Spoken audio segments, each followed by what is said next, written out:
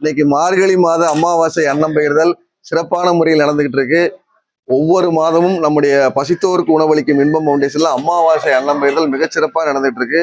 இன்னைக்கு பாண்டிக்கு வந்து சாப்பாடு போட்டு புடலங்காய் கூட்டோட சாம்பாரோட சாப்பாடு சிறப்பாக நடந்துகிட்டு இருக்கு.